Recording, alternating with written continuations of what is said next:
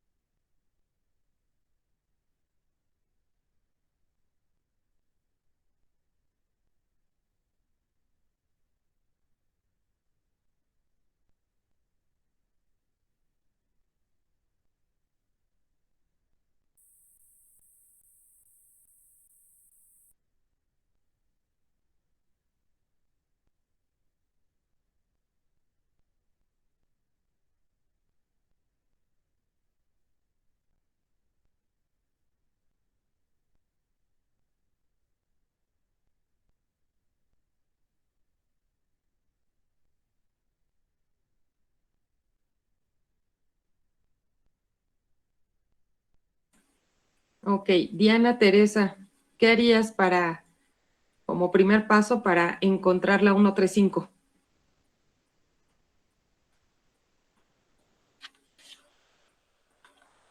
¿Para encontrar qué, perdón?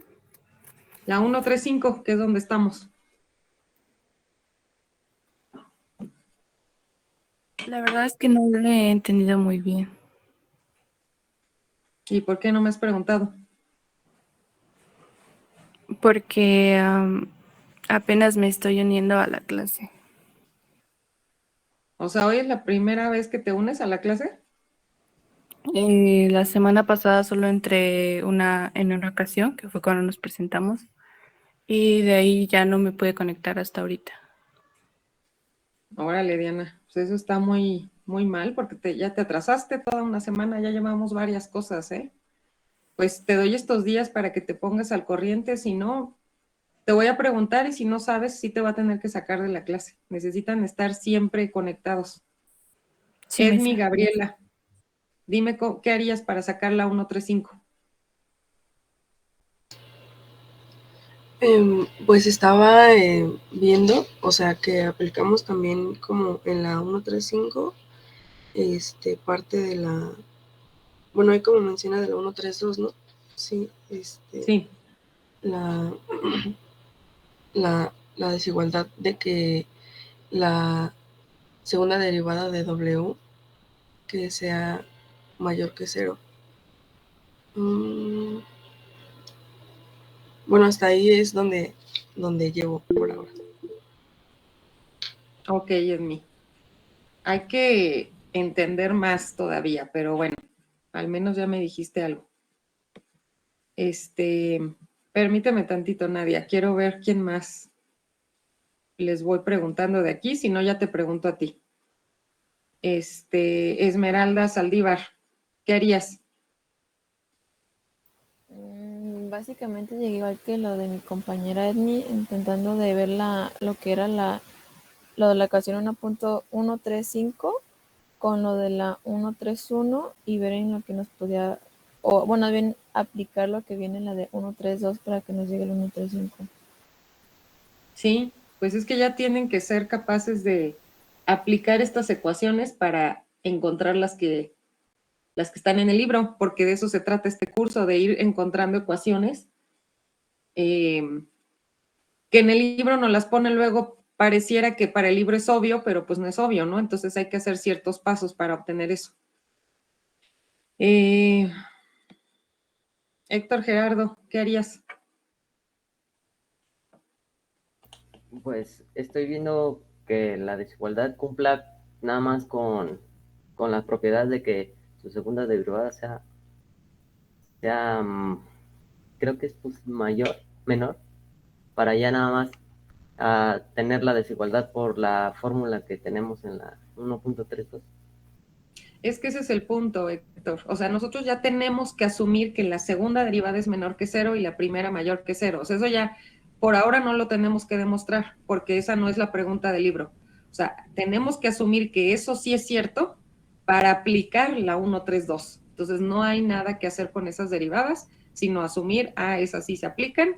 Y entonces lo que sí tengo que hacer es aplicar la desigualdad de Jensen 132. Entonces, no va por ahí. A ver, Nadia, primero que me habías alzado la mano. ¿Qué me ibas a decir? ¿Me ibas a preguntar o me ibas a responder algo?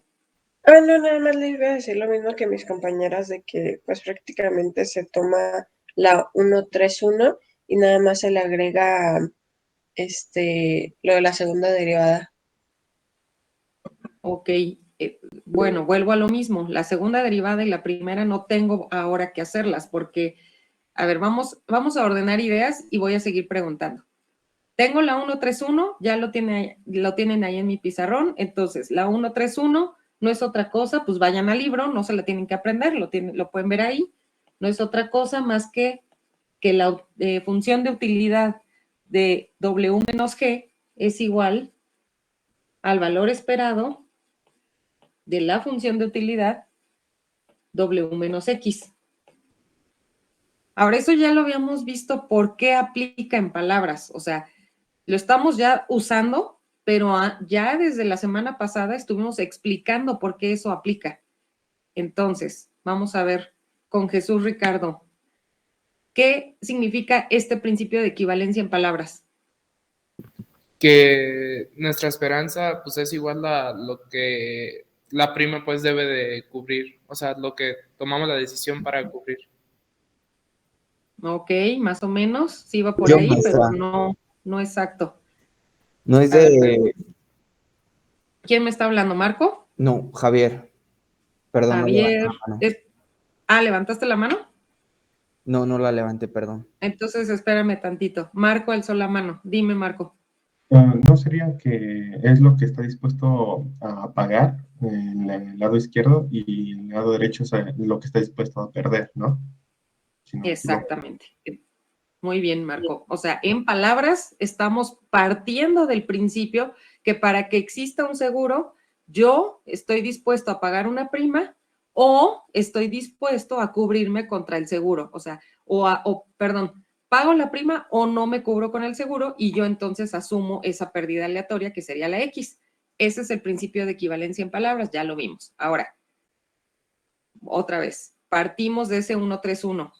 Necesito aplicar la desigualdad de Jensen 132 a ese principio de equivalencia. Entonces, ¿cuál es la 132? No lo tengo que demostrar, lo tengo que aplicar. El 132 me dice que la E o el valor esperado de la función de utilidad con respecto a X es menor o igual a la función de utilidad del valor esperado de X. ¿Sí? O sea, aplico la de abajo a la de arriba. Vean cómo la desigualdad de Jensen, lo único que está haciendo o que está pasando en esa relación, que es una relación de desigualdad, es que estos valores de U se invierten, ¿no? Bueno, o el valor esperado también lo pueden ver como que se invierte. Es el valor esperado de una función de utilidad es menor o igual que la función de utilidad del valor esperado. ¿Sí? Se están invirtiendo esas dos funciones. Bueno, ¿cómo hago eso en la 131? A ver, ahora sí, me sigo preguntando.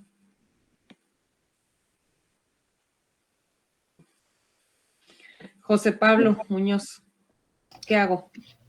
¿Sería tomando el lado derecho de la igualdad? Que Sí, parece, muy bien. que es igual a la expresión del lado izquierdo de la desigualdad. Exacto. Entonces, ajá, ¿qué hago? colocamos que la esperanza de... Exacto, así.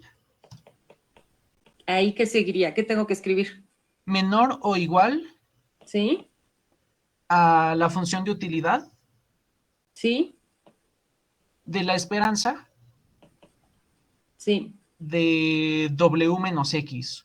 Muy bien. Y eso es lo que viene, bueno, no viene tal cual en el libro porque se saltaron pasos, ¿no? Entonces, ese sería el primer paso. Muy bien. Y aquí, pues, como la W es una constante, la podemos sacar. Bueno, al evaluarla en la función de esperanza, pues, sale igual. ¿Sí? O sea, Y como aquí habíamos... entonces le voy a poner igual, ¿no? Para decir Sí. que esta última término es igual a U de W. ¿Qué Y más? como habíamos definido que la esperanza de X era mu, pues Muy ya bien, sería menos mu. muy bien. Y eso es lo que está en el libro. Muy bien, José Pablo. Entonces, simplemente hemos ido usando lo que ya sabemos. Aplico desigualdad de Jensen y ahora sé que el valor esperado de X es mu y lo pongo ahí como en el libro. Entonces, ya llegamos a la 135. Muy bien. Ok, vámonos a la siguiente página. ¿Qué más dice el Bowers de eso? En la siguiente página me está diciendo, como la primera derivada es mayor que 0, entonces o más bien puedo saber que la función de utilidad en W es una función creciente. Por lo tanto, la 135 implica que W menos G es menor o igual que W menos mu. ¿Sí se entiende eso, no? Porque lo que estoy haciendo aquí es que, o sea, resumiendo, por lo tanto, U de W menos G, ¿no? Es menor o igual que U de W menos mu, siguiendo aquí con el pizarrón, ¿no? Entonces, si yo sé que es una función creciente, entonces puedo decir que W menos G es menor o igual que W menos mu, que es lo que dice ahí el libro.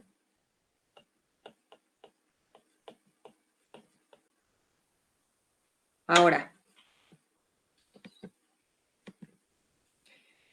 despejando G, entonces encuentro que G es mayor, bueno, está diciendo G es mayor o igual que mu, ¿sí? Despejándola.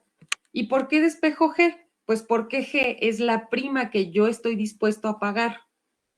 Bueno, y acá dice G es mayor que mu a menos que X sea constante, ¿sí? Entonces, lo puedo poner estrictamente mayor. en términos económicos, hemos encontrado que si la primera derivada es mayor que 0 de mi función de utilidad, acuérdense que, bueno, no lo voy a ver como yo, si la primera derivada es mayor que 0 de la función de utilidad de una persona que toma decisiones para comprar un seguro y su segunda derivada de la función de utilidad de su riqueza es menor que 0, entonces esta persona está dispuesto a pagar una prima que es mayor que la pérdida esperada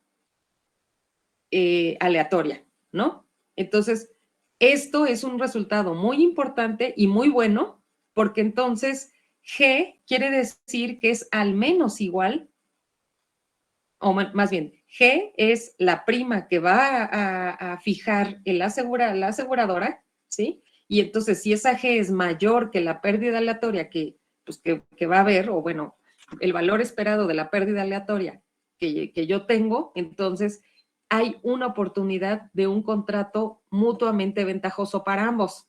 ¿Por qué? Porque yo, bueno, como una persona que toma decisiones, está dispuesto a pagar más de la pérdida, el valor esperado de la pérdida aleatoria. Entonces, eso es algo ventajoso para ambos. Y entonces, formalmente, ya aquí abajo, ¿sí? Podemos decir que entonces, déjenme les quito el pizarrón, podemos decir entonces ya como conclusión, ¿no? Permítanme un momento para reanudar mi presentación del libro.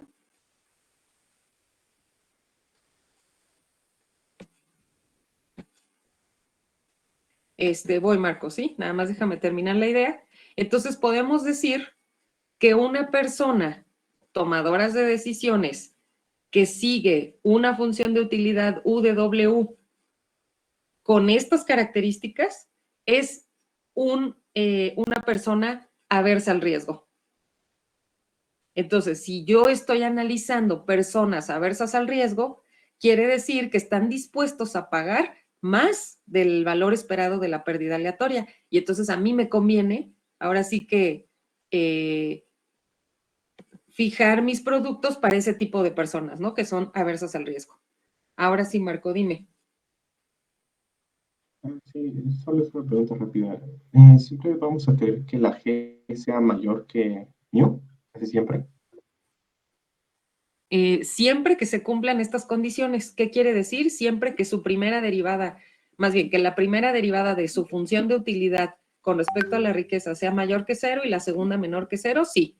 Vamos a decir que entonces esa persona está dispuesta a pagar más del valor esperado de la pérdida aleatoria. Sí. Ok. ¿Ok? Eduardo, Emiliano, dime. Sí, profe, yo tengo una pequeña duda. Entonces, siempre va a ser la esperanza de W menos X es igual a W menos mu. A ver, otra vez. La esperanza, ¿en dónde estás viendo eso? Perdón, el valor esperado, no esperanza. El Sí. valor esperado de W menos X es igual a W menos mu. Es que así llegamos a la demostración que hicimos, bueno, que usted dice en el pizarrón. Ah, o sea, ¿te refieres a la 131? ¿Que si siempre va a ser eso? Ajá, y que llegamos a la 135. Sí, a ver, entonces dos cosas. Una, la 131, sí, siempre se va a usar porque es como el principio de equivalencia sobre el cual partimos en las matemáticas actuariales. ¿Sí me oigo bien, Eduardo, o me corto? No, sí se escucha. Ah, ok, es que, ok.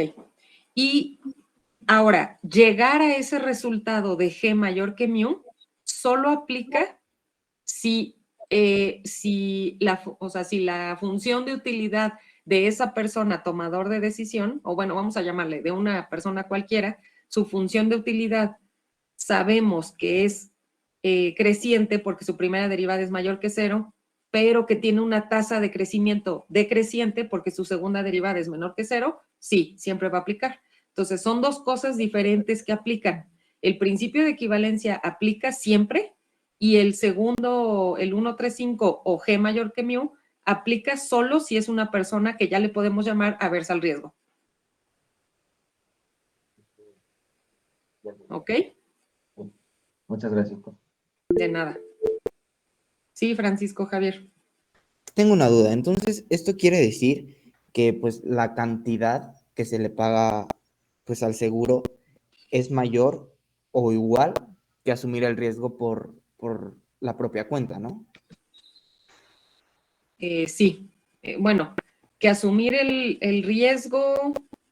Ajá, Ok, sí le podemos llamar del así. asegurado, por así decirlo, ¿no? O Sí. bueno, pero tengo una duda. A lo que se refiere de que es mutuamente ventajoso, bueno, yo logro pensar que es ventajoso para la aseguradora, ¿no? Y también para el tomador de decisión. ¿En qué sentido, maestro? En el sentido que tú, bueno, supongamos que tú eres el que toma decisiones, en el sentido de que tú estás dispuesto a pagar más del valor esperado de la pérdida aleatoria, porque G es mayor que mu. Entonces, tú estás dispuesto a pagar más, entonces pues es algo, o sea, yo te puedo cobrar a ti más del valor esperado de la pérdida aleatoria y tú lo vas a aceptar por el simple hecho de cómo se comporta tu función de utilidad con respecto a tu riqueza y por el simple hecho de que eres averso al riesgo. Ok, perfecto. Gracias, Miss. De nada. Ok, entonces para los dos hay ventaja, ¿no? Y por eso existe el seguro para las personas que son aversas al riesgo. Vamos a ver después ejemplos cuando una persona no es aversa al riesgo, sino es amante del riesgo, que le llaman el risk lover, ¿no? En inglés. Pues entonces, obvio, no hay una situación ventajosa para la aseguradora, porque esa persona pues no va a pagar más del valor esperado de la pérdida aleatoria. Y por eso hay mucha gente que no tiene seguros, porque pues no son aversos al riesgo. Ok, vamos a seguir. Entonces, sí. Bueno, así como también puso lo del amante al riesgo, ¿también se le considera al que es neutro al riesgo? Sí, también se le considera neutro al riesgo. El que es neutro al riesgo, ese tiene una característica. Solamente en una ocasión hay oportunidad de que haya un negocio o haya ventaja para ambas partes, ¿no? Y la única forma es que G sea igual a mu. Entonces, pero pues muchas aseguradoras, como ya vimos y como lo quiero ver aquí abajo, pues no cobran esa prima pura que le llamamos, ¿no? Acuérdense que yo ya empiezo a decirles palabras que ya vimos en el libro. La prima pura es precisamente esa G, pero ya vimos en el libro que normalmente no se cobra esa G porque no hay un negocio para la aseguradora cobrar la G, sino más bien yo quiero cobrar H. H como aseguradora quiere decir que estoy cobrando pues, un poco más porque estoy agregando gastos, etcétera, ¿no? Entonces, son tres escenarios diferentes de cómo te comportas con respecto al riesgo. Y en el libro de Una vez voy adelantando, solo vamos a trabajar con personas aversas al riesgo, porque si no, no hay una ventaja para ambos.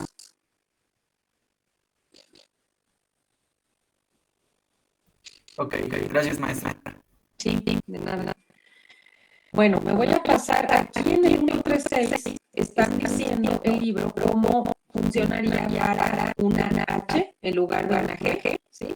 Pero en realidad, acuérdense que yo ya les dije y les vuelvo a repetir, el trabajo de un actuario usando matemáticas actuariales no es el cálculo de la H, sino es el cálculo de la prima pura, que es la G. Entonces, en realidad, en ningún ejercicio del Baguas, bueno, que yo me acuerdo, a lo mejor si hay alguien por ahí, nos piden calcular la H. O sea, realmente eso no es parte de la matemática actuarial, porque eso ya es más finanzas, ¿no? Que ciencias actuariales.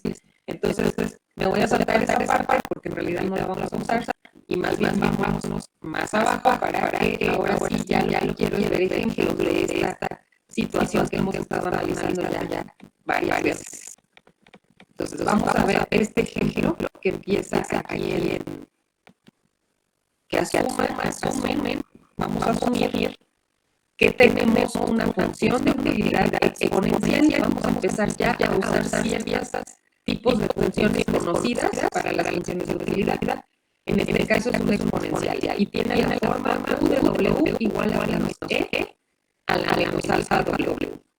Y eso aplica para cualquier valor de W y para un valor fijo alfa mayor que 0. Bueno, si consideramos este tipo de funciones, dice aquí que tienen características muy atractivas. Vamos a analizarlas. ¿Qué pasa si yo tengo esta funcionalidad exponencial? Ok, primero, ahora sí vamos a analizar todo lo que antes hemos dado por hecho. ¿Sí? Entonces, primero tenemos que ver si es una persona aversa al riesgo. ¿Por qué? Porque si no tiene que la primera derivada sea mayor que 0 y la segunda menor que 0, entonces no es una persona aversa al riesgo, ¿no? Aquí estamos, bueno, el libro está demostrando la primera derivada, la segunda derivada, ¿sí? Ya no voy a tener cómo derivar, ustedes ya saben cómo derivar, si lo saben sacar, como que ya lo saben. Si no lo saben, lo hacen por su cuenta, no les sale, y se lo revisamos. Pero por ahora me voy a enfocar más en otras situaciones. Sacamos la primera derivada, si es mayor que 0, la segunda derivada, si es menor que 0. ¿Por qué? Porque lo estamos aquí, ¿no? Exponencial, y mayor que 0, la también. Y acá abajo, con el signo negativo, entonces tenemos algo menor que 0. Ok, ahora abajo. W, entonces, podría ser como una función de utilidad de un individuo. A ver, eso ya lo dijimos. ¿Por qué? Vamos a ver la tercera característica. ¿Sí? O sea, ya vimos la primera, la segunda con la derivada. La tercera característica es encontrar la esperanza de U de X, ¿no? Entonces, la esperanza de X no es una cosa más que la esperanza de menos C a la menos alfa X. ¿Por qué quiero traer eso? Porque eso está en la desigualdad de Jensen, si se acuerdan. O sea, aquí mi objetivo final es encontrar la G. Recuerden que siempre queremos encontrar la G. Porque esa G me va a decir mucho de cuánto le puedo cobrar yo a la persona para que haya una póliza. Ok, entonces como yo quiero encontrar la G, entonces acuérdense que estamos analizando las características de esa función de utilidad y entonces nuestra característica es encontrar la esperanza de esa función de utilidad en X, ¿no? Así como lo vimos en la 132. ¿Sí? Ok.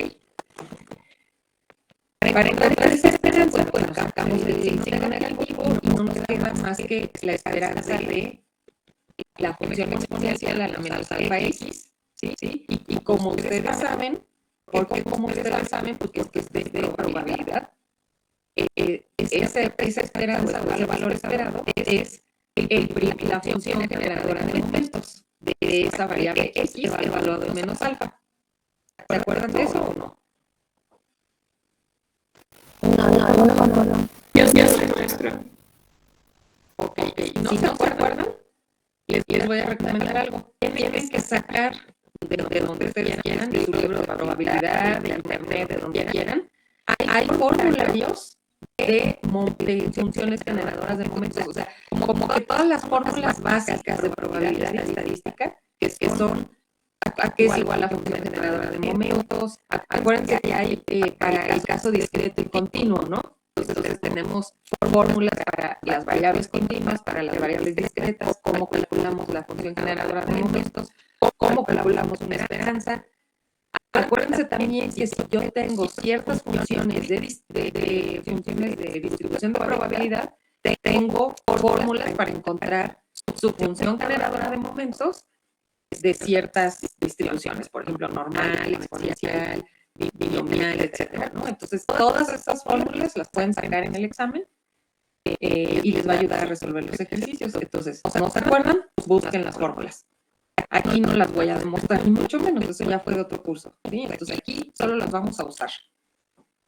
Entonces, cuando yo tengo el valor esperado de E a la menos alfa X, no es otra cosa más que la función generadora de momentos de la variable X evaluada en menos alfa. ¿Por qué? Porque la definición general es que E mayúscula, que es el valor esperado de la exponencial a la X, es la función generadora de momentos evaluada en P, ¿sí? O sea, fórmula general, déjenme ver si la puedo escribir aquí en el libro, no es otra cosa más que M, ¿sí?, de X, de T. Esta es una fórmula que vieron en probabilidad y que está en cualquier formulario, ¿sí? Es E por definición de E aquí a la XT, ¿sí?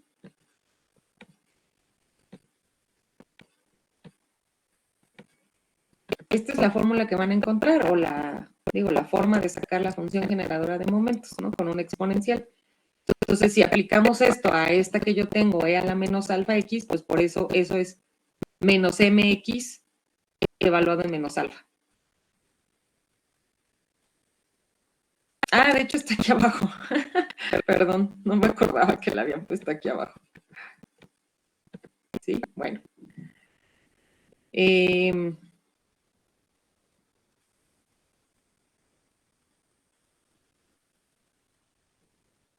Ok, hay un libro, digo, no trae todas las fórmulas que se necesitan aquí en el Bowers, pero es un libro que se los voy a poner ahí en el Drive, que puede resultar útil. Yo lo uso mucho para acordarme de ciertas fórmulas. Y este libro es el que usan para hacer los exámenes de la Sociedad de Actuarios, no de Estados Unidos, de Inglaterra. Entonces, en Inglaterra sacaron un librito, que ese libro se puede sacar en los exámenes del Institute of Actuaries, que le llaman allá en Inglaterra, y está bien porque ahí vienen como varias fórmulas para no tener que acordarme. A ver, déjense los proyectos. Es otro libro así como el Kellison, que tienen que tener, ahora sí que en la mira, como actuarios. Este es el nombre del libro. Así lo pueden encontrar en internet, está gratis. Entonces, bien, fórmulas y tablas para exámenes actuariales del Institute of Actuaries, ¿no? Y lo que viene es, pues, bastantes como cosas útiles que después vamos a usar en el Bowers. Vienen aquí fórmulas, por ejemplo, de diferencias finitas, que eso también supongo que ya lo vieron en alguna materia. Las diferencias finitas, ¿no?, pueden usarse de forma discreta o de forma continua. Entonces, eso también después en el Bowers viene que lo tenemos que usar. Entonces, aquí viene la fórmula de Gauss, la suma por partes, ¿no?, que esa es la que luego se usa mucho. La suma por partes. Así como hay integración por partes, hay sumatoria por partes. Y aquí está la fórmula. Hay una fórmula de interpolación a 5 puntos, las reglas de Simpson, que también se ven mucho en cálculo, la expansión de Euler, bueno, muchas, ¿no? Entonces, la pueden descargar el libro y verlo.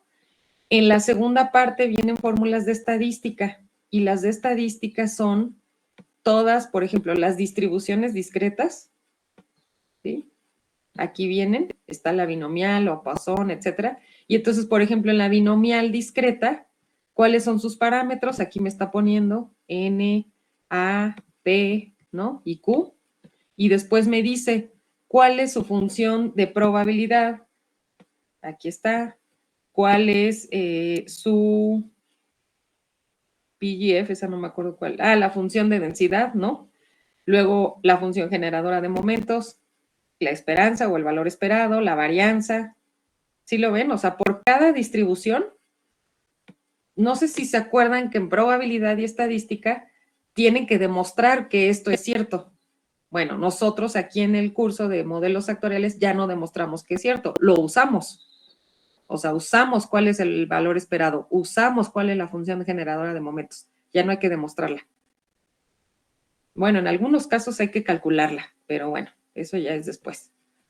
Entonces les digo, en este curso se usan muchas cosas, se usa cálculo, probabilidad, estamos usando estadística, finanzas, ¿sí? Es como una combinación de varias cosas. Y vean cómo viene la binomial negativa, la geométrica, y luego vienen las continuas. Vienen varias de las continuas. Luego vienen fórmulas de distribuciones compuestas,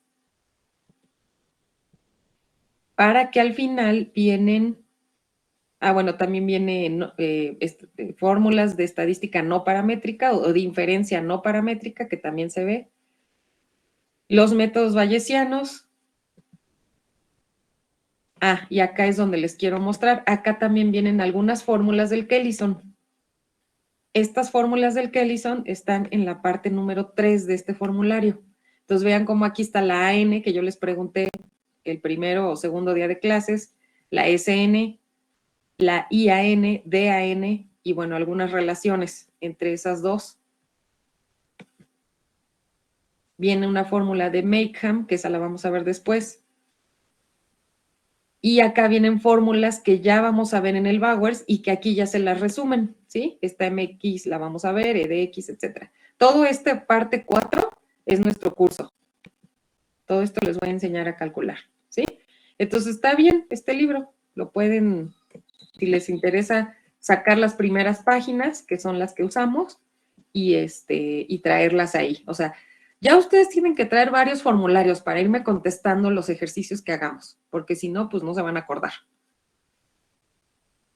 ¿Alguna duda?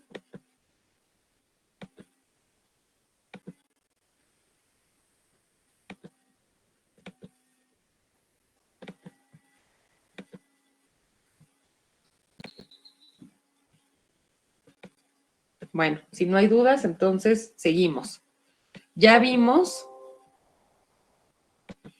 la función generadora de momentos, ¿no? O sea, bueno, más bien que el valor esperado o la esperanza de esta variable no es otra cosa más que la función generadora de momentos de esa variable X. Y entonces, acá, esa fue la tercera característica. Acá vemos la cuarta característica, ¿sí? La cuarta característica es a qué es igual la G, que les digo que es realmente lo que nosotros nos interesa en matemáticas actuariales. Entonces, ¿a qué es igual la G? ¿De dónde voy a sacar la G? Porque esa siempre va a ser la pregunta. ¿Cómo saco la G? Déjenme ver dónde me quedé. Luis Fernando González. ¿De dónde saco la G?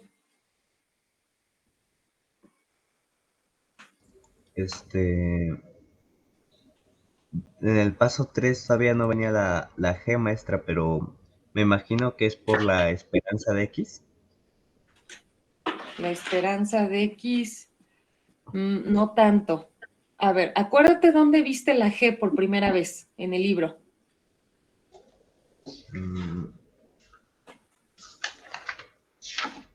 Regrésate en tu libro y ¿dónde la viste? La G. En la 1.3.1, en la fórmula. Exactamente. Esa es la fórmula que vamos a usar siempre para la G. Entonces, vamos a usar el principio de equivalencia 131 para encontrar ese valor. Y eso dice el libro, ahí abajo. Allá abajo el libro dice que queremos saber cómo se comporta la prima. Bueno, aquí ya me está diciendo cómo se comporta, pero primero vamos a ver cómo sacarla. Entonces, se verifica o se saca de la 131, ¿sí? ¿Cómo es la 131? Bueno, pues me regreso en el libro y veo cuál es la 131. Entonces, la planteo. U de W menos G, pues yo ya sé cuál es U de W, ¿no? La tengo arriba como función exponencial. Entonces, escribo esa función, en lugar de poner W, pongo W menos G, y es el lado izquierdo de la ecuación. El lado derecho, pues es lo mismo, ¿no? El lado derecho en el 131, en el principio de equivalencia, me dice que iguale al valor esperado de, aquí dice U de W menos X. Entonces pongo U de W menos X dentro de del valor esperado. ¿Hasta ahí dudas de esta parte? Esta que puse en palomita. Ese es el principio de equivalencia. Ok. Si no hay duda, entonces, el segundo renglón, ¿de dónde sale? Ah, bueno, pues sale de hacer una simplificación ya de esa ecuación, ¿no?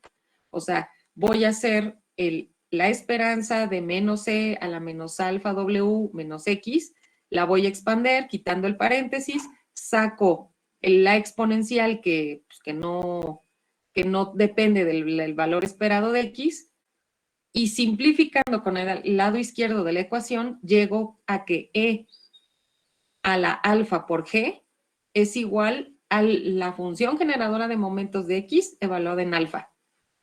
Despejando g, me queda que eso es igual al logaritmo de la función generadora de momentos de x evaluada en alfa sobre alfa. A ver, ¿se entiende el segundo renglón?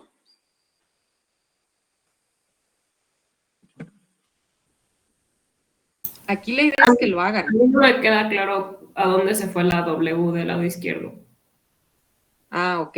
Se elimina con el lado derecho, pero entonces, o sea, aquí el punto es hacerlo, ¿no? A mano. Ah, ya entendí. ¿Sí? Sí. O sea, como que se salta muchísimos pasos este libro, ¿no? Y entonces, pues hay que hacerlo, hay que ver todos los pasos que se saltó. Entonces, por ejemplo, no sé. Si partimos de que vamos a poner menos c y vamos a poner aquí ya, como quiero despejar g, pues voy a quitar paréntesis, ¿no? Aquí voy a poner esto más alfa g, ¿sí? Estoy partiendo del primer renglón de ahí del ejercicio, y de este lado entonces voy a tener menos c a la menos alfa w también, más alfa x, ¿sí? O sea, solo están quitando paréntesis. Luego, en este lado lo puedo poner pues así, ¿no? Para que sea más fácil. Para que sea más fácil despejar g. Entonces separo estas dos. Y acá también separo. Entonces tengo la esperanza o el valor esperado de menos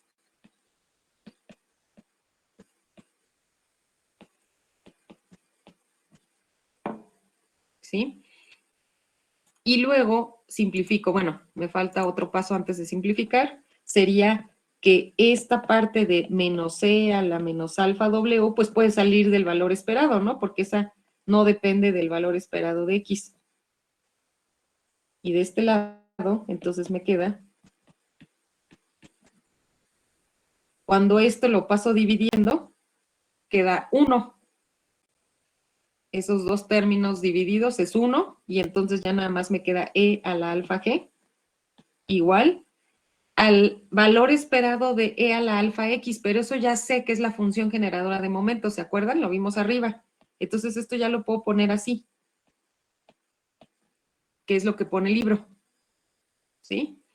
Y entonces el libro del renglón 2 al renglón 3, pues se sigue saltando pasos, porque aquí tengo que despejar g, y lo que hago para despejar g cuando está en un exponente, pues es aplicar logaritmos a ambos lados de la ecuación, ¿no? O hacer la conversión al logaritmo, que no sé cómo lo vieron ustedes, pero son dos formas de verlo. Aplico logaritmos a ambos lados de la ecuación, o hago la conversión de una función exponencial a una de logaritmo, y obtengo entonces el tercer renglón, ¿no? No sé si lo quieren ver como... Ah, otra cosa muy importante, muy, muy importante. En el Bowers usan L o G, pero en realidad estamos usando LN. Entonces, para el Bowers, L o G no es otra cosa más que logaritmo natural, ¿sí? Entonces, pues bueno, aquí sí aplicamos logaritmo natural de e a la alfa g, para aquellos que no se acuerdan cómo aplican logaritmos, ¿sí? Tendría estos pasos, ¿no? Y entonces, despejando g, bueno, aquí entonces tendría alfa g por el logaritmo de e, que es 1, ¿sí? Igual al logaritmo de la función generadora de momentos. El libro ya no le pone el corchete, ya nada más lo deja así. Esto es 1. Y entonces ya nada más g es el logaritmo natural de la función generadora de momentos entre alfa. Entonces, esos serían los pasos que se salta el Bowers pero ustedes ya tienen que ir sabiendo qué pasos hacer para encontrar estos resultados, ¿sí? Por ahora, como estamos empezando, se los voy poniendo, pero después ya es como háganlos ustedes. ¿Alguna duda de estos pasos?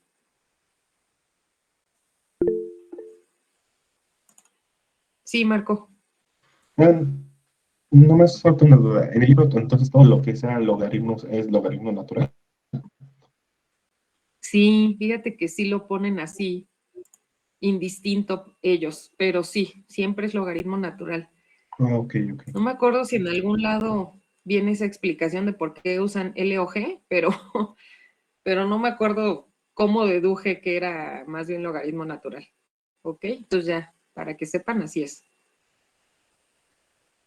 Bueno, ya para acabar, este resultado, el último renglón donde encontramos la G, es un resultado sumamente importante.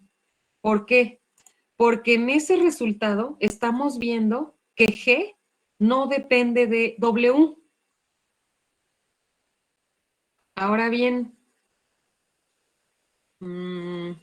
Óscar Barbosa, perdón.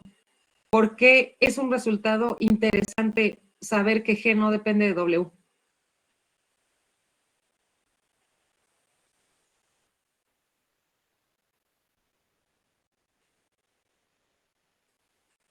Más bien de la riqueza que tú tienes, sí, del valor monetario con el que cuentas tú, ¿no?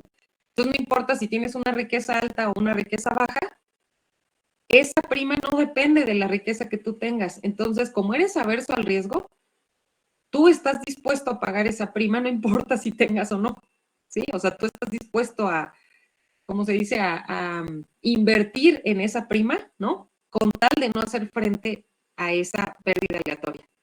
Entonces, es un resultado muy importante para la aseguradora, obviamente, ¿no? Y para nosotros como actuarios, porque les digo que como actuarios estamos viéndolo desde el punto de vista de la aseguradora. Bueno, ya se me acabó la hora, pero ahora ustedes hagan este ejercicio, ¿sí? El ejercicio de encontrar la H. La H la encuentra el libro a partir de la ecuación 136.